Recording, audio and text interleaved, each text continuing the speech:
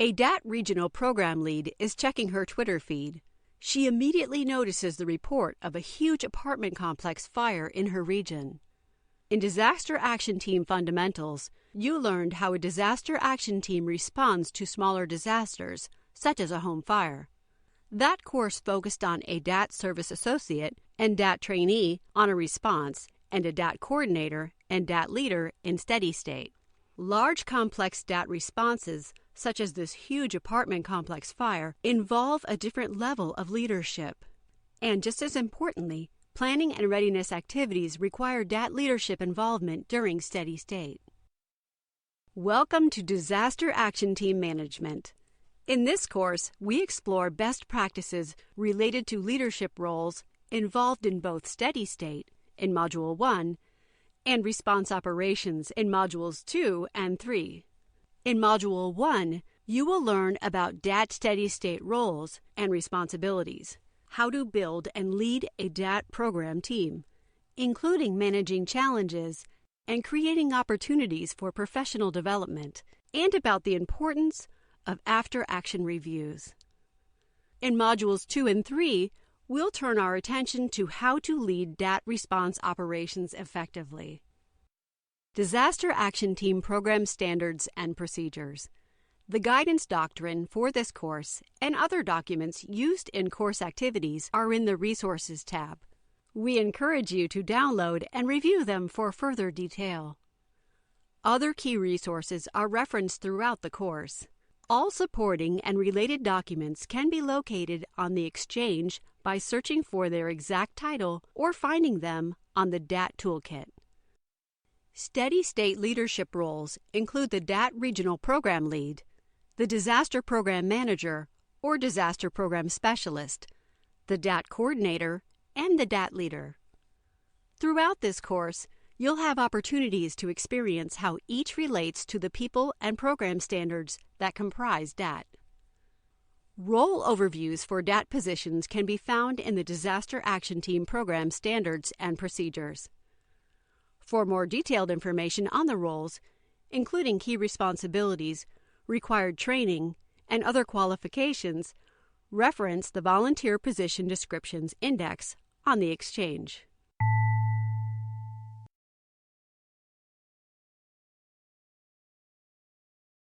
Remember, steady state is about planning and readiness. Each category represents an important program management goal. Availability of trained people, accessible infrastructure, programs and systems, supportive community, and necessary supplies are available. To accomplish these goals, DAT leaders, coordinators, and regional program leads employ a variety of management practices that address both program planning and volunteer readiness.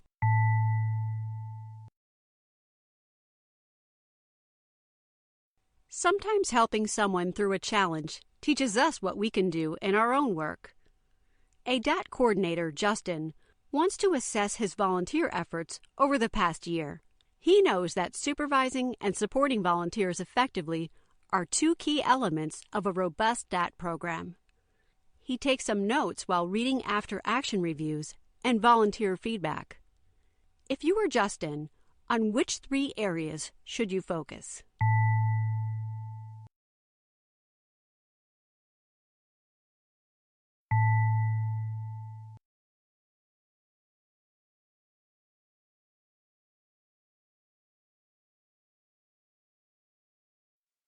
Keeping volunteers, new and experienced, engaged between DAT responses is key to having a disaster action team that is ready to respond. Holding regular team meetings is an important way that you will accomplish this. These meetings are where you share information, discuss what is going well and what needs improvement, provide team building and development, and recognize outstanding contributions by individuals or groups. But there are challenges to holding regular meetings. I have trouble scheduling the meeting around volunteers' busy schedules. My problem is getting everyone to attend. I often forget to hold the meeting. Many of my team members live at a distance. I'm not all that comfortable with the technology required for remote meetings. These are common challenges to holding regular, well-attended team meetings. What advice would you give DAT leaders to improve their DAT meetings?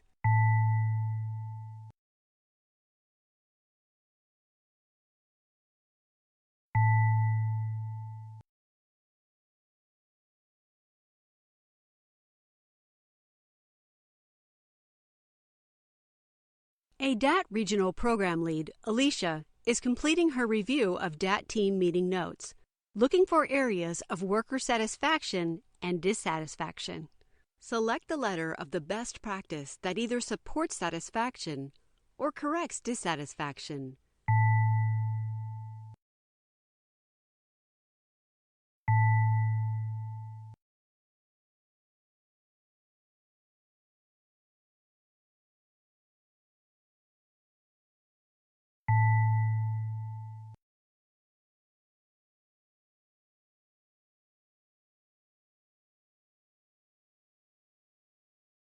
Imagine that you have been assigned a remote team who live in different time zones.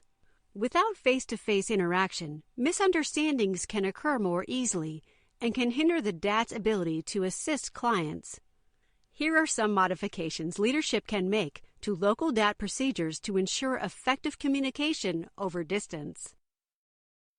Refer to the DAT toolkit on the Exchange for more ideas about how to engage remote teams.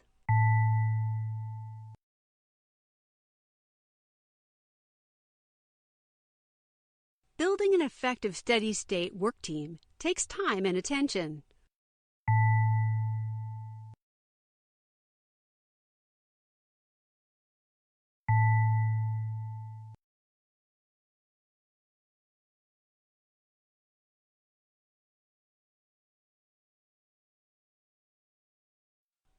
Volunteers fill almost all disaster action team roles.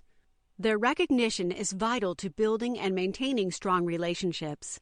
Volunteer recognition is not just a nice thing to do, it is necessary.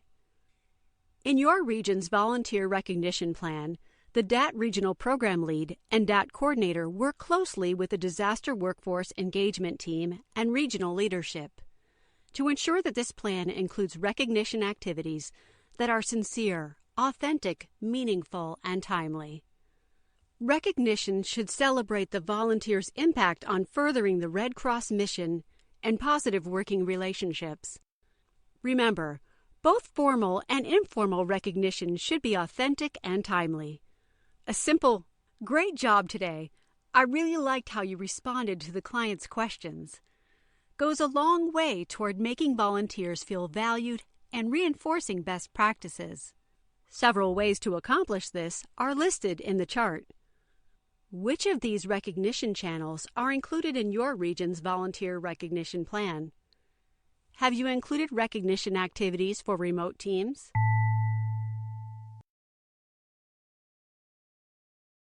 Steady state is where DAT program management focuses on challenges that are more systemic and related to the DAT program and those that involve individual DAT members' performance. What are some typical challenges, either program or team member related, you've experienced or anticipate? One of each is listed as an example.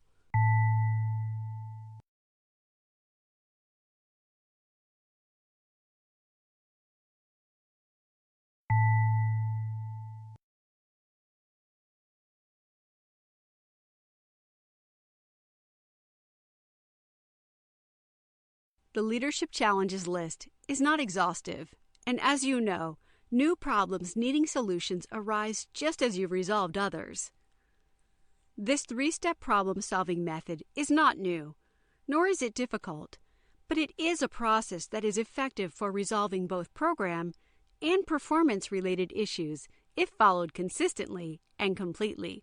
We'll use one of the program challenges from the list on the previous screen to show how it might work.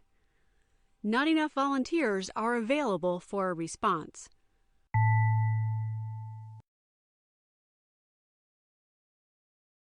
The three-step problem-solving method can also help to resolve volunteer behavior and performance management challenges.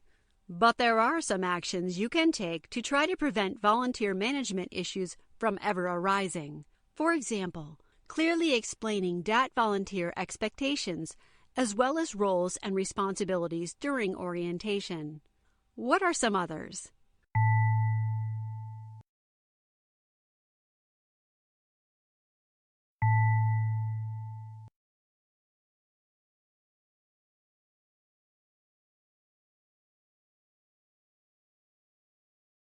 Despite your best efforts, what should you do if the issue persists?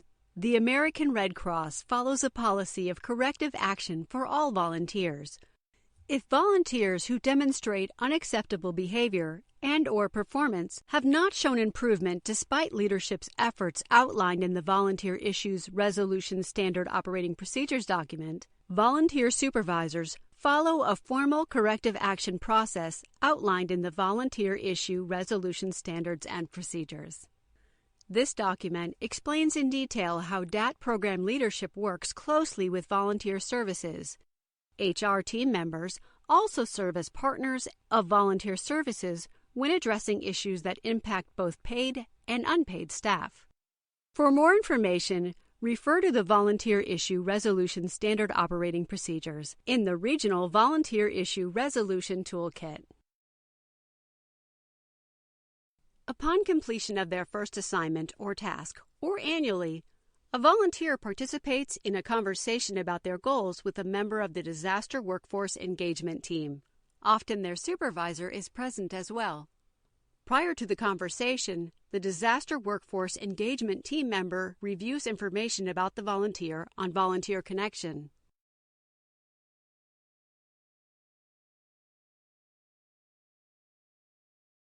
Some DAT volunteers are happy staying in one position for a long time, while others are more interested in promotions and exploring multiple roles. The Disaster Workforce Engagement Team, and possibly the volunteer supervisor, construct a career path stating what is required to meet their volunteer goals. It is DAT leadership's responsibility to understand and implement the goals documented on the Career Path Job Tool. Both steady state and operation goals are addressed. This goal chart also includes training, exercises, and opportunities for development. The career path conversation branches to long-term opportunities and the worker's goals. It should be conducted after the first assignment or annually. Both steady state and operations goals are covered and include training, exercises, and opportunities for development.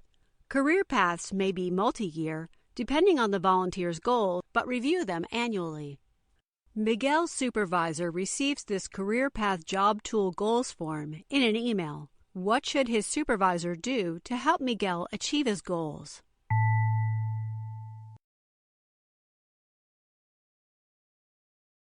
In Disaster Action Team Fundamentals, you learned that in the post-response phase, DAT volunteers recount their experiences and observations during the DAT response operation, so they can be discussed at the next DAT meeting.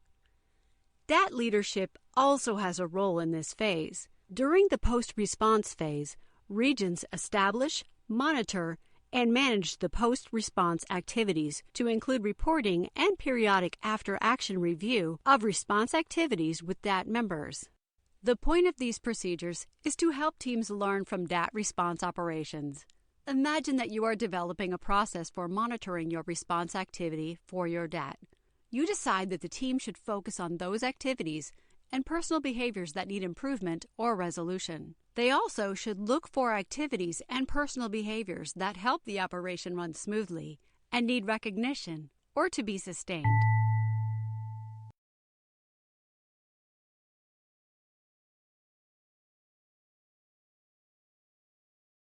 After-action reviews are one part of an overall periodic program evaluation that regions should complete. There is no one right way to do this. The best way is one that you will find easy to use. Here's one example. Most disaster action team programs include monthly, regional, or chapter calls on which members can discuss action items, propose solutions, and assign people and due dates to the actions. It is also important to remember that DAT members may have feelings resulting from an especially traumatic event, for example, where a death may have occurred. They should consult Disaster Mental Health for a one-on-one meeting. A disaster mental health volunteer could also be invited to discuss the event at a DAT meeting or call.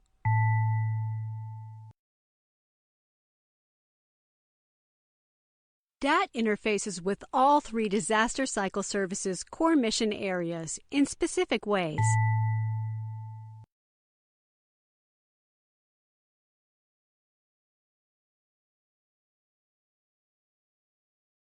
Congratulations! You have completed Disaster Action Team Management Module 1. In this module, you explored steady-state DAT leadership roles and responsibilities, learned how to build and engage a volunteer-led, robust program team, examined effective ways to handle management challenges, learned why after-action reviews are so important, and explored relationships with other programs. Next up is Module 2, in which we turn our attention to Disaster Action Team Response Operations Leadership.